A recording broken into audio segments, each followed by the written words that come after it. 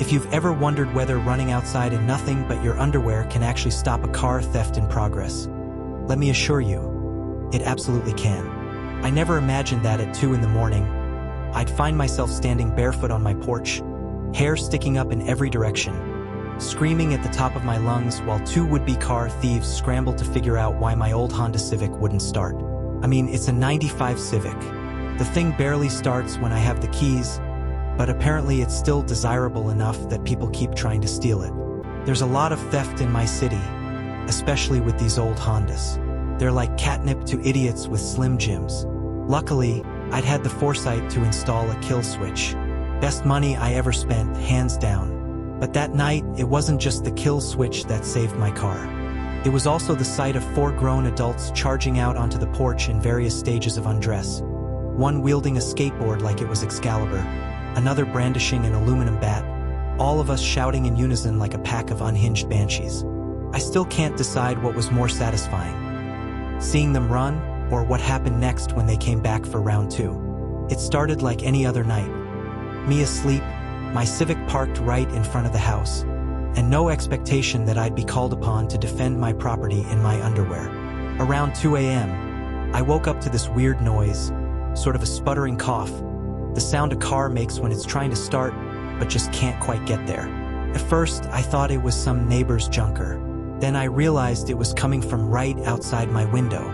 I peered through the blinds, and sure enough, there were 2 silhouettes hunched over in my driver's seat. One was fiddling with something under the dash. The other was keeping lookout, except he was doing a terrible job because he didn't notice the lights flicking on in our house. For a few seconds, I was frozen. Then adrenaline kicked in. I didn't even stop to put on real clothes. I just charged out onto the porch in my boxers and yelled in the deepest, most unhinged voice I could summon. "Hey, what the fuck are you doing?" It worked immediately. The guy under the dash jerked back like I'd hit him with a taser. The lookout yelped. Both of them bolted out of the car and tore down the street so fast I could barely track them. I stood there breathing hard, heart hammering. My roommates came stumbling downstairs, all bleary-eyed, and found me half naked on the porch, looking like I just fought a bear. We all peeked around for a few minutes, but it seemed like the thieves were gone. My Civic, loyal as ever, sat there with its dashboard panel hanging open but otherwise intact.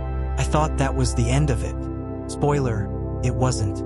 A few minutes later, just as we were all heading back upstairs, I heard that same sputtering cough again. I turned around, and sure enough, those same idiots had come back. This time, they were parked right behind my Civic in another Honda. Apparently, they figured the kill switch was just a fluke, and they were determined to try again. I don't know what came over me, but all the adrenaline and righteous fury from the first encounter came flooding back. I turned to my roommates, who were halfway up the stairs, and hissed, "They're back." You've never seen 3 guys in pajamas move that fast. One grabbed his skateboard, the other grabbed a metal bat we kept by the door, just in case. And the third just pulled on a hoodie over his boxers and looked ready to tackle someone. We all stomped back onto the porch like some ragtag Scooby-Doo gang. The engine coughed again. This time, the lookout looked up and saw us standing there, for angry, underdressed adults glaring at them. I didn't even think before I shouted, "No, that's my car now." The thief in the driver's seat froze. He actually looked confused, like he was trying to figure out if I just claimed ownership of his getaway vehicle. From inside the car, he yelled back, voice cracking, "No, this is my car. We're just trying to get away. It's my car." I don't know if it was the absurdity of the moment or just the fact that I was so done with their bullshit, but I yelled back, "No, dude. That's my car now. You left it here. It's mine." There was a long, awkward pause while he processed this declaration. Then he mumbled, "Okay, man," and both of them bailed. They just ran off down the street again, leaving the second stolen car idling in the middle of the road. We all stood there in stunned silence, trying not to laugh. Once they were out of sight, I called the police. We waited outside to make sure they didn't come back for round 3. When the cops arrived, they checked the second car. Surprise, surprise, it was stolen. Somewhere out there, a guy probably woke up the next morning to a call that his missing Honda had been recovered because 4 pajama-clad vigilantes scared off the thieves. And that's the story of how I reclaimed not 1 but 2 cars, mine and some strangers, without throwing a single punch. It turns out that all you really need to stop a couple of amateur thieves is a kill switch, a few roommates willing to stand guard in their underwear, and a healthy dose of unhinged yelling. I don't recommend running outside half-naked in most situations, but in this case, it was absolutely worth it. Every time I start my Civic now, I think about those guys panicking when the engine wouldn't turn over. And if you ever wonder whether petty, ridiculous acts of defiance can make a difference, remember this: sometimes claiming "that's my car now" with enough conviction is all it takes to win.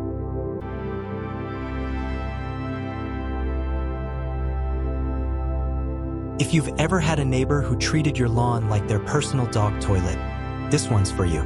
When I bought my first house, I thought I'd finally escape the joys of apartment living. No more midnight stomping from upstairs neighbors. No more shared walls vibrating with bad EDM. Just peace, a tiny backyard, and maybe the occasional barbecue. What I did not anticipate was inheriting a part-time zoo curated by Rick, the shirt-optional man-child who lived behind me. Rick was the kind of guy who believed property lines were a suggestion and that wearing a tank top reading Weekend Warrior somehow excused him from behaving like a grown-up. But the real star of the show was Duke, his giant golden retriever with the bladder capacity of a small horse and a very specific habit: dropping steaming piles dead center in my lawn like it was a sacred ritual. At first, I tried to be civil. I tried to be the good neighbor. Rick had other plans. It started like any other night. Me asleep, my Civic parked right in front of the house, and no expectation that I'd be called upon to defend my property in my underwear. Around 2 a.m., I woke up to this weird noise, sort of a sputtering cough, the sound a car makes when it's trying to start, but just can't quite get there. At first, I thought it was some neighbor's junker. Then I realized it was coming from right outside my window. I peered through the blinds, and sure enough, there were 2 silhouettes hunched over in my driver's seat. One was fiddling with something under the dash. The other was keeping lookout, except he was doing a terrible job because he didn't notice the lights flicking on in our house. For a few seconds, I was frozen. Then adrenaline kicked in. I didn't even stop to put on real clothes. I just charged out onto the porch in my boxers and yelled in the deepest, most unhinged voice I could summon. "Hey, what the fuck are you doing?" It worked immediately. The guy under the dash jerked back like I'd hit him with a taser. The lookout yelped. Both of them bolted out of the car and tore down the street so fast I could barely track them. I stood there breathing hard, heart hammering. My roommates came stumbling downstairs, all bleary-eyed, and found me half naked on the porch, looking like I'd just fought a bear. We all peeked around for a few minutes, but it seemed like the thieves were gone. My Civic, loyal as ever, sat there with its dashboard panel hanging open but otherwise intact. I thought that was the end of it. Spoiler, it wasn't. A few minutes later, just as we were all heading back upstairs, I heard that same sputtering cough again. I turned around, and sure enough, those same idiots had come back. This time, they were parked right behind my Civic in another Honda. Apparently, they figured the kill switch was just a fluke, and they were determined to try again. It started innocently enough. The first time Duke blessed my yard with one of his gifts, I figured maybe it was an accident. The grass was nice and soft, and maybe Duke just couldn't resist. I waited a day to see if Rick would come scoop it up. Nothing. So I walked over one afternoon, politely, and said, "Hey, would you mind keeping Duke on a leash or picking up after him?" Rick looked me dead in the eye, beer in hand, and said, "It's all nature, bro. You don't own the earth." So that's how this was going to go. I tried everything to discourage Duke's spiritual poop quests. I patched the fence where he was sneaking through. I set up a motion-activated sprinkler that would blast him if he crossed the line. The first time it sprayed, I thought I'd won. I watched Duke bolt back to Rick's driveway, water dripping off his fur. Rick just stood there, smirking. "Nice try," he called over the fence. But Duke's built different. I tried citrus sprays. I tried pet deterrent granules. I even scattered plastic forks in the grass. Pinterest said it would work. Pinterest lied. Meanwhile, Duke continued his sacred ritual. Every single day. It wasn't just the mess. It was the principle. I was tired of stepping into surprises every time I mowed. Tired of being polite when clearly, Rick didn't respect anyone else's space. One morning, I watched Duke lumber into my yard again, circle, and squat right in front of my kitchen window. I locked eyes with him through the glass. He looked serene, fulfilled. That's when I decided, if Rick thought nature was everyone's business, I'd be more than happy to share. A couple days later, Rick stormed over, red-faced, and yelled, "Are you trying to make me look bad?" I blinked and said, calm as anything, "Buddy, I don't need to try." That was the moment the tide turned. Other neighbors chimed in. Apparently Duke had been visiting their lawns too. Rick went from laid-back cool guy to neighborhood pariah almost overnight. In the end, he built a fenced dog run and started walking Duke on a leash like a normal person. As for me, I still make the tiny haiku signs, sometimes just for fun. And that's the story of how I reclaimed my yard and my peace of mind, one bucket of cursed soup at a time.